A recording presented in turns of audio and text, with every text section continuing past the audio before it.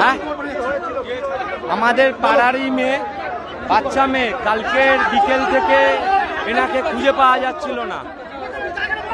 তারপরে আমাদের পাড়া পুলিশ প্রশাসনকে তো খবর দেওয়া হয়েছে, কোনো সহযোগিতা করেনি। আমাদের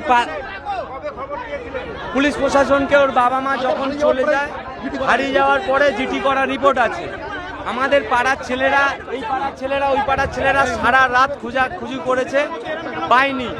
রাত্রির বেলা থেকে সন্দেহ হয়েছে, সকালে গিয়েছে ভিডিও ফুটেজ দেখে, দোকানের ক্যামেরার ফুটেজ দেখে আমরা দুজন ছেলেকে সন্দেহ করেছি। তাদেরকে তোলার পরে আমরা সবাই মিলে গিয়ে, ক্যাম্পের পুলিশ গেছে, কোনো পুলিশ আসেনি। এছাড়া এই বডিটা আমাদের পাড়ার ছেলেরা উদ্ধার করলো।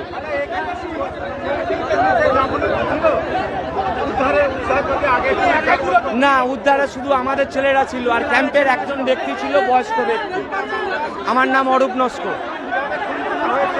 মেয়েটাকে যা পজিশন বোঝা যাচ্ছে, কিছু ছেলে ছিল 4 জন, যারা সবই হিন্দু ছেলে। আনন্দ নাম, গোড়ে নাম, আমাদের এই সামনে ব্যাংকের পিছনে বাড়ি।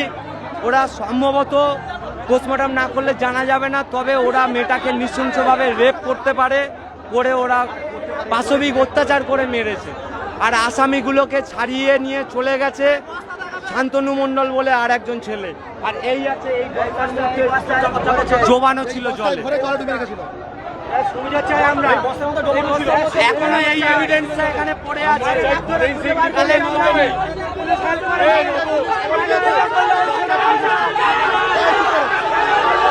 আমার নাম অরূপ নস্কর।